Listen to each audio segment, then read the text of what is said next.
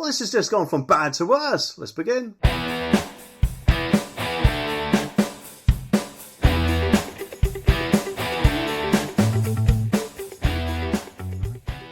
Now, can anyone out there remember Rishi's dreaded Windsor Treaty with the EU? You know, the one where there's two lanes, one going from the UK to EU and the other one going from the UK to Northern Ireland.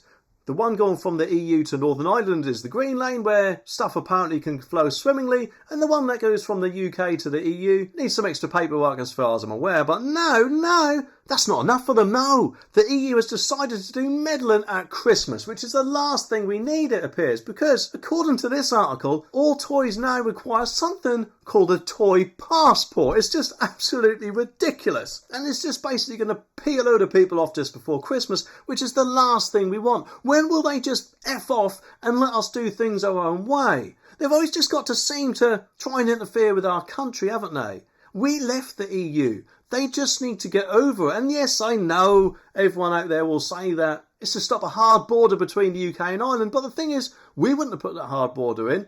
And I don't think the EU would have been too popular if they also did it as well. So to be honest, I'm sure there's other ways that this could actually been worked around by. But of course not. They want to make it as hard as possible because they don't want us to make a success of Brexit, do they? I mean, let's face it, quite a lot of our MPs have actually been on the EU side rather than our side with things, which in the olden days I'm guessing would be called treason, but of course not now in our woke world of 2023, soon to be 2024. So what is this crappy toy passport about? Well, the article says that a senior toy MP has warned that toy producers in the UK face a nightmare before Christmas as the EU continues meddling with rules and regulations. And the European Commission apparently recently proposed new changes that will soon force UK toys to be sold to the continent to come with a toy passport, adding to the burdensome regulations faced by businesses. Well, does that mean the other way round then, where if they need to actually sell toys to the UK, they'll need their own toy passport? I'm guessing probably not, because we are not total penises to require them to do something where, as I'm guessing, they are. The proposals apparently, it also says, amend current regulations banning toys containing harmful substances, including carcinogenic, I can't read that word, Nutinic and reprotronic chemicals, or CMRs apparently. However, the EU's new policy would extend these rules to cover more materials that would lead to over 26 million toys being withdrawn from the market, which, let's face it, is going to cripple quite a lot of businesses out there, isn't it? Especially just toy shops themselves, who that is their main thing they sell.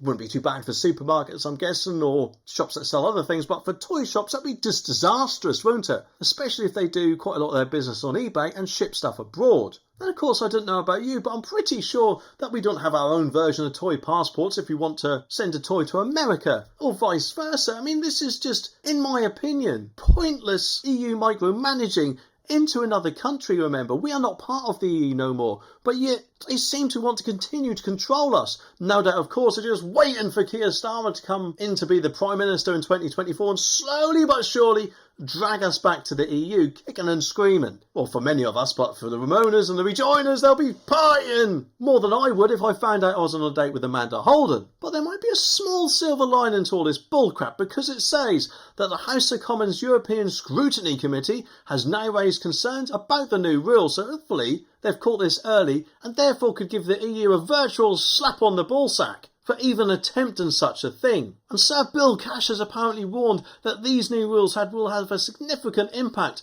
on toy producers within the UK.